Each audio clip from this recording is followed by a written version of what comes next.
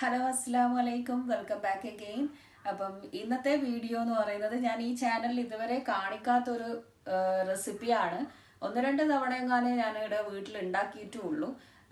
കാരണം പൊതുവേ നമ്മൾ ഇത് കഴിക്കാത്തൊരു സാധനമാണ്. അപ്പം അതുകൊണ്ടാണ് ഉണ്ടാക്കാതിരുന്നതും അങ്ങനെ വീഡിയോ ആയിട്ട് കാണിക്കാത്തത്. അപ്പം ഇപ്പം ബ്രദറിന് എന്താ പറയുക ഭയങ്കര ഇഷ്ടമുള്ള ഒരു സാധനം എന്താണെന്ന് വെച്ചാൽ സോസേജ് ആണ് main ingredient. Sausage masala, sausage curry, sausage fry, ഇതൊന്നും നമ്മൾ ഇതുവരെയും എന്തോ എനിക്ക് ഭയങ്കര താല്പര്യം ഇല്ലാത്തൊരു സാധനമാണ്. അപ്പോൾ ബ്രദറിന്റെ ഇഷ്ടം കൊണ്ട് അവന് വേണ്ടിയിട്ട് അവൻ തന്നെയാണ് ഇപ്പം ഇത് ഉണ്ടാക്കുന്നത്.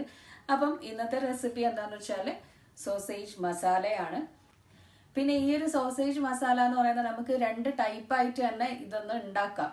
ഫസ്റ്റ് ടൈപ്പ് ഉണ്ടാക്കുന്നത് എങ്ങനെയാന്ന് വെച്ചാൽ ഒരുപാട് ഗ്രേവി ഒന്നും ഇല്ലാണ്ട് ഡ്രൈ ആയിട്ടുള്ള, അതായത് ഒന്നിങ്ങനെ കുഴഞ്ഞ് മസാലയിൽ കുഴഞ്ഞിരിക്കുന്ന പോലെയുള്ളത്. അപ്പോൾ അതിന് ഒരുപാട് വെള്ളമൊന്നും ചേർക്കണം എന്നില്ല, കുറച്ച് മാത്രം വെള്ളം ചേർത്ത് നല്ല ഡ്രൈ ആയിട്ട് വേവിച്ചെടുത്താൽ മതി, കുക്ക് ചെയ്തെടുത്താൽ മതി. അതാണ് ഒരു ടൈപ്പ്. പിന്നെ അടുത്ത ടൈപ്പ് എന്ന് പറയുന്നത് കുറച്ച് ഗ്രേവി ടൈപ്പ് ആയിട്ടുള്ളത്. അതാണ് ഞാനിവിടെ കാണിച്ചത്, ഗ്രേവി ആയിട്ടുള്ളത്, കുറച്ച് വെള്ളമൊക്കെ ചേർത്തിട്ട് കുക്ക് ചെയ്തെടുക്കുന്നത്.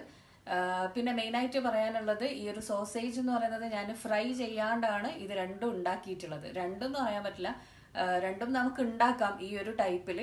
അപ്പം വേണമെന്നുണ്ടെങ്കിൽ നമുക്ക് ആദ്യം തന്നെ ജസ്റ്റ് ഒന്ന് ഫ്രൈ ചെയ്തെടുക്കാം.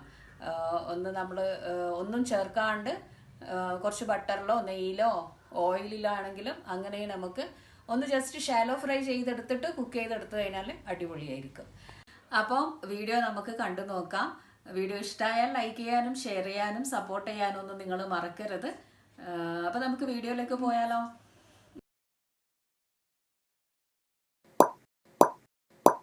അപ്പം സോസേജ് മസാലക്ക് വേണ്ടിയിട്ട് ഞാനിപ്പോൾ ഇവിടെ ഒരു പാക്കറ്റ് സോസേജ്, ചിക്കൻ സോസേജ് ആണ് എടുത്തത്. ഇതിപ്പോൾ ഒരു മീഡിയം വലിപ്പത്തിലുള്ള ആ ഒരു സൈസിലുള്ളതാണ്. അല്ലാണ്ട് കുറച്ചും കൂടെ വലിയ സൈസിലുള്ള സോസേജസ് കിട്ടും. ഇനി എന്താ ചെയ്യേണ്ടതെന്ന് വെച്ചാൽ ഞാനിപ്പോൾ ഇത് റൗണ്ടായിട്ട് ഇങ്ങനെ കട്ട് ചെയ്തെടുക്കുന്നുണ്ട്.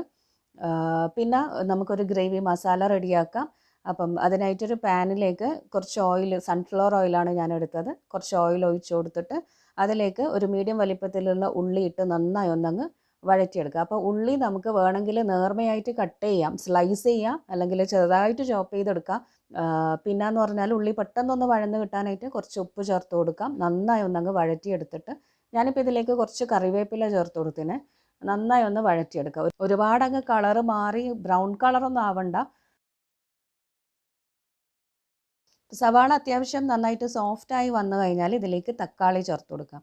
തക്കാളി ഒരു വലിയ തക്കാളിയാണ് ഞാൻ എടുത്തത്. നന്നായി മിക്സാക്കി എടുത്തിട്ട് ഇനിയിപ്പോൾ ഇത് നന്നായി ഒന്ന് വഴറ്റിയെടുക്കണം. തക്കാളിയും അത്യാവശ്യം ഒന്ന് സോഫ്റ്റ് ആവണം. പിന്നെ ഇതിലേക്ക് ഒരു ടീസ്പൂൺ ജിഞ്ചർ ഗാർലിക് പേസ്റ്റ് ചേർത്ത് കൊടുക്കാം. എന്നിട്ട് എല്ലാം കൂടെ നന്നായി വഴറ്റിയെടുക്കാം. ഈ ജിഞ്ചർ ഗാർലിക് പേസ്റ്റ് അല്ലാണ്ട് ചെറുതായിട്ട് ചോപ്പ് ചെയ്തിട്ടും ചേർക്കാം. ഒന്ന് ചതച്ച് കുത്തിയെടുത്തിട്ട് അങ്ങനെയും ചേർത്ത് കൊടുക്കാം. ഒരു 3-4 വെളുത്തുള്ളിയും ചെറിയ കഷ്ണം ഇഞ്ചിയും എടുത്താൽ മതി. അപ്പോൾ തക്കാളിയും ഉള്ളിയൊക്കെ ഇപ്പോൾ നന്നായി കുഴഞ്ഞു വന്നിന്. ഇനിയിപ്പോൾ ഇതിലേക്ക് ഞാനൊരു 2 പച്ചമുളക് റൗണ്ടായിട്ട് കട്ട് ചെയ്തിട്ട് അങ്ങ് ചേർത്ത് കൊടുക്കുന്നുണ്ട്. എന്നിട്ട് എല്ലാം കൂടെ നന്നായി ഒന്ന് മിക്സ് ആക്കി എടുക്കാം.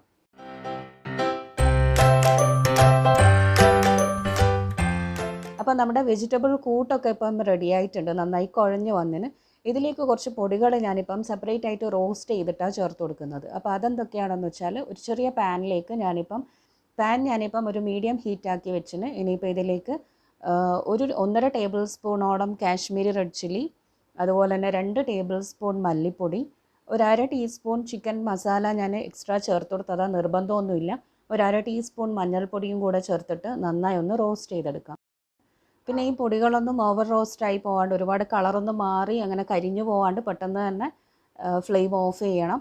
അങ്ങനെ നമ്മുടെ റോസ്റ്റഡ് പൊടികളൊക്കെ റെഡിയായിന്. ഇനിയിപ്പം എന്താ ചെയ്യേണ്ടതെന്ന് വെച്ചാൽ നമ്മൾ ഈ വഴറ്റിയെടുത്തിട്ടുള്ള ഈ ഒരു തക്കാളി ഉള്ളീൻ്റെ കൂട്ടിലേക്ക് വറുത്തിട്ടുള്ള പൊടികളൊക്കെ ചേർത്ത് കൊടുക്കാം. എല്ലാം കൂടെ നന്നായി ഇനി മിക്സാക്കി എടുക്കാം. പിന്നെ പൊടികൾ ഓൾറെഡി റോസ്റ്റ് ആയതുകൊണ്ട് ഇതിൽ ഒരുപാട് സമയം ഇട്ടങ്ങ് റോസ്റ്റ് ചെയ്യണമെന്നില്ല. എല്ലാം കൂടെ ഒന്ന് മിക്സാക്കിയിട്ട് എല്ലാത്തിലും ഒന്ന് പിടിച്ചതിന് ശേഷം ഇതിലേക്ക് കട്ട് ചെയ്തിട്ടുള്ള സോസേജും കൂടെ അങ്ങ് ഇട്ട് കൊടുക്കാം. എന്നിട്ട് നന്നായി ഒന്ന് മിക്സാക്കി എടുക്കാം. നന്നായി എല്ലാത്തിലും അങ്ങ് ആ ഒരു സോസേജ് കോട്ട് ചെയ്ത് കിട്ടണം. എന്നിട്ട് എന്താ ചെയ്യേണ്ടതെന്ന് വെച്ചാൽ ഇനിയിപ്പം ഇതേപോലെ, അതായത് ഡ്രൈ ആയിട്ടാണ് വേണ്ടതെന്നുണ്ടെങ്കിൽ ഒരു 1/2 ഗ്ലാസ് വെള്ളം ഒഴിച്ച് കൊടുത്തിട്ട് ഒരു 5 മുതൽ 8 മിനിറ്റ് വരെ മീഡിയം ലോ ഫ്ലെയിമിലിട്ടൊന്ന് അടച്ച് വെച്ചിട്ട് കുക്ക് ചെയ്തെടുത്താൽ മതി. അപ്പോൾ ഇടയ്ക്കിടയ്ക്കൊന്ന് അങ്ങോട്ടും ഇങ്ങോട്ടും ഇളക്കി കൊടുത്തുകൊണ്ടിരിക്കണം. കാരണം ഇത് ഒരുപാട് വെള്ളം ഇല്ലാണ്ടല്ലേ നമ്മളിപ്പോൾ അങ്ങനെ വറ്റിച്ചെടുക്കുന്നത്. അപ്പോൾ ഇടയ്ക്കൊന്ന് ഇളക്കി കൊടുത്തിട്ട് നന്നായി കുക്ക് ചെയ്തെടുത്താൽ മതി. അപ്പം ഡ്രൈ ആയിട്ടുള്ളത് അങ്ങനെ ചെയ്യാം. ഇനി അതല്ല കുറച്ച് ഗ്രേവി ആയിട്ടാണ് വേണ്ടതെന്നുണ്ടെങ്കിൽ ഞാനിപ്പം ഗ്രേവി ആയിട്ടാണ് ആക്കുന്നത്. അപ്പോൾ ഒരു 1.5 ഗ്ലാസ്സോളം വെള്ളം ഇതിലേക്ക് അങ്ങ് ഒഴിച്ചു കൊടുത്തിട്ട് നന്നായി ഒന്ന് മിക്സാക്കി ഇനിയിപ്പോൾ ഈ ഗ്രേവി ഒന്ന് തിളച്ച് വരാനായിട്ട് ഞാനിപ്പോൾ ഇത് അടച്ച് വെച്ചിട്ടൊന്ന് കുക്ക് ചെയ്തെടുക്കുന്നുണ്ട്. അപ്പോൾ ആദ്യം ഒരു 5-8 മിനിറ്റോളം അടച്ച് വെച്ചിട്ട് കുക്ക് ചെയ്തെടുക്കാം. അപ്പോൾ ഉപ്പൊക്കെ പോരാൻ തോന്നുവാണെങ്കിൽ ഇപ്പം നോക്കിയിട്ട് ചേർത്ത് കൊടുക്കണം. എന്നിട്ട് നന്നായി തിളപ്പിച്ചതിന് ശേഷം പിന്നെ ഒന്ന് തുറന്ന് വെച്ചിട്ട് ഒരു 5 മുതൽ 8 മിനിറ്റ് വരെ വീണ്ടും തുറന്നിട്ടൊന്ന് കുക്ക് ചെയ്തെടുക്കണം. അപ്പോൾ നമ്മുടെ ഗ്രേവി ഇപ്പം തിളച്ചിട്ട് നന്നായി തിക്കായിട്ടുണ്ട്. സോസേജൊക്കെ അത്യാവശ്യം കുക്കായിട്ടും ഉണ്ട്. ഇനിയിപ്പോൾ എന്താ ചെയ്യേണ്ടതെന്ന് വെച്ചാൽ ഞാനിപ്പോൾ ഫ്ലെയിം ഓഫ് ചെയ്തു. നമ്മുടെ കറി റെഡിയായി. കുറച്ച് മല്ലിയില പുതിനയിലൊക്കെ ഒന്ന് അരിഞ്ഞ് അങ്ങ് വിതറി കൊടുത്തിട്ട് ഇനിയിപ്പോൾ ഇത് ചൂടോട് കൂടിയിട്ട് തന്നെ അങ്ങ് സെർവ് ചെയ്യാം. അപ്പം ടേസ്റ്റി ആയിട്ടുള്ള സോസേജ് മസാല വീട്ടിലുണ്ടാക്കേണ്ട ആൾക്കാർ ഈ ഒരു റെസിപ്പി ഒന്ന് ഫോളോ ചെയ്യണേ. ഇനിയിപ്പം പുതിയ റെസിപ്പീസൊക്കെ ആയിട്ട് നമുക്ക് അടുത്ത വീഡിയോയിൽ കാണാം. അതുവരെ Tata bye bye, take care, thank you.